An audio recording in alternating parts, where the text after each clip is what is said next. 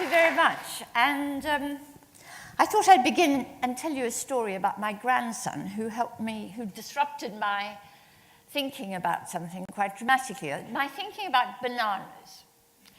We were having afternoon tea, and I said to him, well, I know you don't like bananas, do you? And he said, of course I like bananas. Yes, I really do like bananas. I just don't eat them. And what that forced me to think about was how you can like bananas without eating them. This was a novel thought for me. So I think disruptive thinking, disruptive innovation is a wonderful thing. And I want to talk to you today about disrupting the global financial system, my favorite subject. And today is a really important date on which to do so. This is the day of the Paradise Papers, when it's become known that billions of dollars are siphoned away every year into tax havens, far away from our oversight, from the oversight of regulatory democracy. So I want to argue that if in the future we want to tackle inequality, if we want to make housing more affordable, if we want to tax the rich, if in the future we want a financial system that would enable us to finance the transformation of our economy away from fossil fuels, if we want in the future to avoid global financial crises, and if we want to deepen our democracy, then we must begin to think differently about the globalized financial system. And we must begin to think differently about our own power to transform that system. Above all, we must start to think about the fact that we must manage offshore capital and bring offshore capital back onshore. We must manage the current anarchic and often illicit flows of capital around the globe, because as Professor Skidelsky has argued, capital mobility has, amongst other flaws, a tolerance for criminality. We must manage those who would move their capital beyond the reach of democratically designed taxation systems, beyond the reach of regulatory democracy. Today, with the launch of Paradise Papers, this gives us a new urgency to the need for us to think differently about the whole global economic system, about the financial architecture. We don't think about the financial system as being based on an architecture, but it is. It is based on an architecture, albeit one that is quite anarchic. And of course, it means we have to think about the very nature of money. So we need to innovate, design, and build a new international financial architecture. Now, those who oppose the need for the current international architecture to be transformed and restructured, they will argue that it's impossible, that we can't do it, we can't disrupt the current system without a great cost to ourselves, we cannot transform it into a system that will stabilize the global economy and reduce inequality. They will argue, and many of us will agree, that nothing can be done. Instead, they will argue we should all just lie back and prepare for the next crisis of a globally interconnected system. That with modern technology, they'll say, it is impossible to change, never mind transform the system. But that is what was said about the global financial architecture back in the 1920s and the 1930s, when we had the gold standard. When in 1931, Britain unilaterally abandoned the system and came off the gold standard, when in 1933, President Roosevelt told a cabal of international bankers that the US would not be represented at a conference they had convened for the restoration of the gold standard, everyone gasped in shock and horror. We didn't know we could do that, they said. We didn't know Britain could come off the gold standard. But we could, and we did. So we must take heart from that.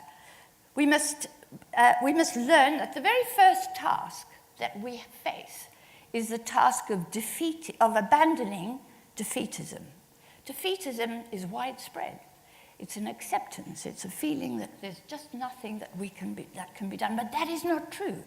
So our first task is to persuade ourselves not to be defeatist about this, to abandon the delusion that nothing is possible.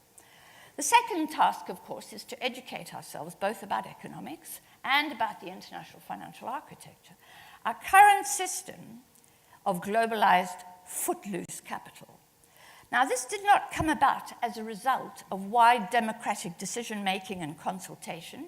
It was not built as a result of consensus between nations. It came about as a result of what Naomi Klein calls shock and awe.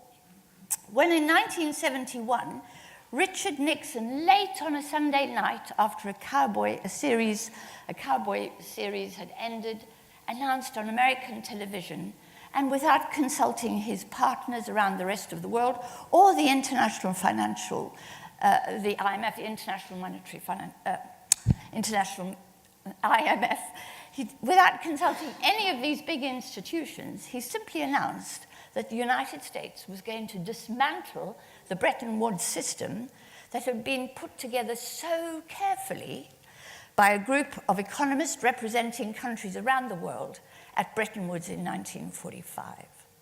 He was just going to break it up, just like that. And he did do that unilaterally. Just overnight, the system was blown up. There was nothing in its place. The IMF was tasked with coming up with a substitute, but it never managed to do so. So instead, the bankers slowly and carefully, and in a patchwork way, started to build a new financial architecture, which, as we know, is pretty anarchic, which is not structured properly, which is not stable, and which is not safe. And they did it surreptitiously, behind our backs, behind the backs of our parliaments and democratic institutions, who were anyway asleep at the wheel. And since then, we have sort of gone along with it. After all, it's nice to be able to use a credit card anywhere in the world. It's nice to be able to enjoy holidays abroad, to buy second homes abroad, and so on. So we've bought into this system that benefits the rich so very much. So the truth of who gains from the system has today been laid bare before us, as it was with the Panama Papers.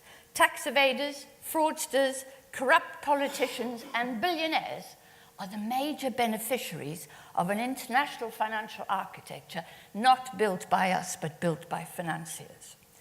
So we pay the cost of their irresponsibility with periodic financial crises. And the crises that have occurred since 1971 have been regular. Before 1971, as Barry Eichengreen, the famous historian of the international financial system, has argued, there were virtually no crisis. It was defined as an era of very dull times. Right? Post-71, we've had a series of crises. So we who pay our taxes provide a framework for these financiers to operate within, really. So we have power. We have influence over the system. We provide, for example, the judicial system that they need to enforce contracts or to arrange expensive divorces. Our taxes finance and provide the safe, clean streets that they like to walk in, or streets like Oxford Street, in which they like to shop. Our taxes provide a criminal justice system that keeps them safe in their beds at night. And I've lived in countries where you don't feel safe in your bed at night, and it is a great asset. We provide the public sanitation system that ensures clean water and good health. Our taxation system backs the central bank, for example, like the Bank of England, that provides cheap financing or liquidity to these global financial tax-evading institutions. Cheap money, low interest rates, and masses of liquidity in the form of QE. But it can only do that, and indeed in a currency, sterling, which is relatively stable, thanks to our taxation system, thanks to the fact that Britain has 31 million taxpayers that pay their taxes regularly. So we provide these valuable resources and assets to rich oligarchs, to tax evaders, and to big corporations like Amazon, Starbucks, Facebook, Uber, and Airbnb, without expecting them to reciprocate. We've got to start thinking differently about our relationships to these big global financial and non-financial corporations and to incredibly wealthy individuals. We've got to start understanding our power. The fact that we as taxpayers have what the financiers call leverage. our power to prop up the systems upon which they depend for their affluence. The great public good, for example, that is our monetary system, and that is our system of public sanitation and so on. Without such taxpayer backing, none of those institutions could function. They couldn't deal in currencies like the sterling or the dollar. They couldn't deal in sovereign debt, our own sovereign debt, and use sovereign debt as collateral for the creation of new money in the shadow banking system, right? That's our sovereign debt, and it's the fact that we are reliable in repaying our sovereign debts that gives that collateral so much value, which enables the shadow banking system to create even new money and do that beyond the oversight of a regulatory democracy. So my simple point to you tonight is that we've got to think differently about our international financial system, and we have, above all, to think differently about our own taxpayer power and leverage. Thank you very much.